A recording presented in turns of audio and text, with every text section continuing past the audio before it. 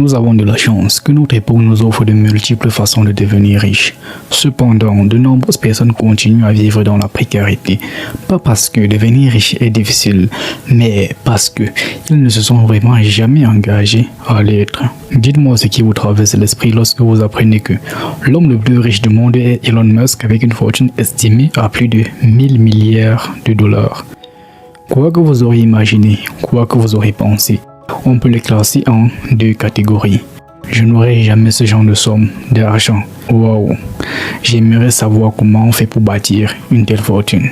Dites-moi, vous appartenez à quelle catégorie? Vous devez savoir que quoi que vous aurez imaginé, quoi que vous aurez pensé, est exactement ce qui va soit vous ouvrir les portes, soit vous maintenir dans la précarité. Les deux plus gros mensonges sur l'argent. L'argent ne fait pas le bonheur. L'argent fait le bonheur. Peu importe l'idéologie à laquelle vous adhérez, vous faites vos routes. Parce que dans un cas comme dans l'autre, il y a des parts de vérité et c'est un fait. Soyons sérieux un instant. Croyez-vous sérieusement qu'il suffit de soutenir l'idée que l'argent ne fait pas le bonheur pour rester pauvre toute sa vie, ou bien de dire que l'argent fait le bonheur pour pouvoir acquérir une grande richesse et être heureux? Ce qui rend vraiment les gens riches, contrairement à ce que l'on pourrait s'imaginer, les règles et les méthodes qui permettent de devenir riche sont accessibles à tous. En dehors de ceux dont la fortune est un héritage, tous ceux qui ont bâti leur fortune de zéro ont tous respecté ces règles. Le travail, la patience, la persévérance, la confiance en soi et la responsabilité de soi sont des qualités essentielles pour quiconque envisage améliorer sa vie. Tout commence par une prise de conscience, suivie de l'engagement patient de poser jour après jour des actions qui traceront notre voie. La réussite financière n'est pas un chemin ponctuel, mais un cheminement continu qui réclame constance, introspection et action réfléchie.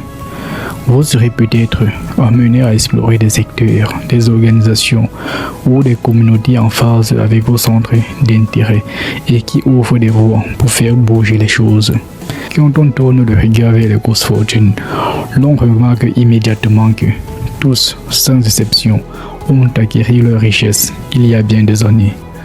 Le second aspect de ce détour est l'anomalie que leur fortune représente. Il serait immensement utile que nous prenions conscience que un homme riche n'est pas forcément classé parmi les hommes les plus riches du monde et d'accepter aussi que leur fortune s'est bâtie petit à petit, jour après jour.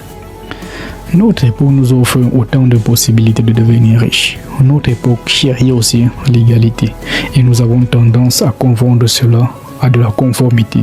Cette attitude pousse de nombreuses personnes qui, ayant vu certaines personnes sur les réseaux se vanter d'être devenues multimillionnaires très jeunes, de croire qu'ils ont raté leur vie. Ce qui pousse d'autres à acheter des pseudo-formations qui leur permettraient de devenir riches à leur tour.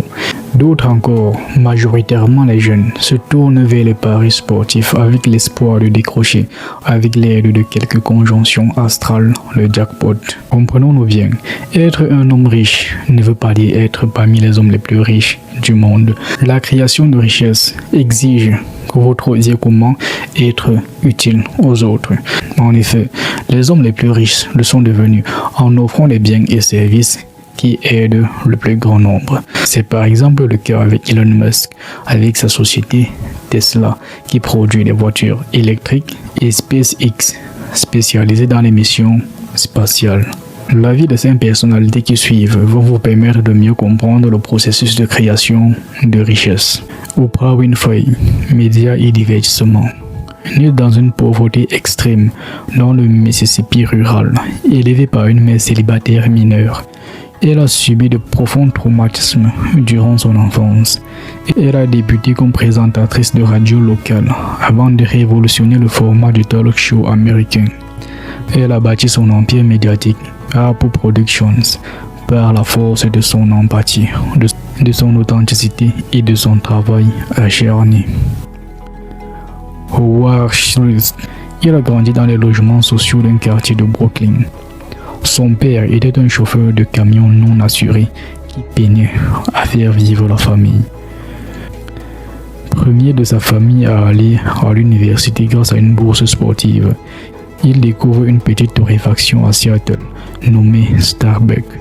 Il rachète l'entreprise et la transforme en un empire mondial en mettant un point d'honneur à offrir une couverture santé complète à tous ses employés, même à temps partiel.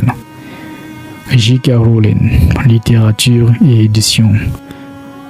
Mère célibataire, vivant des allocations de l'État en Écosse. Elle souffrait de dépression clinique au moment d'écrire ses premiers tests. Elle a rédigé le premier manuscrit de Harry Potter dans les cafés. Après avoir été rejetée par 12 éditeurs, sa persévérance a payé. Sa fortune provient uniquement des droits d'auteur, des ventes de livres et des adaptations cinématographiques de son œuvre littéraire. Soichiro Honda, automobile. Fils d'un modeste forgeron japonais, il quitte l'école à l'âge de 15 ans sans aucun diplôme pour devenir apprenti mécanicien. Passionné de mécanique, il commence par fabriquer des segments de pistons, puis des bicyclettes motorisées après la Seconde Guerre mondiale, grâce à son génie technique et son éthique du travail. Le succès représente 1% de votre travail qui découle de 99% de ce qu'on appelle échec.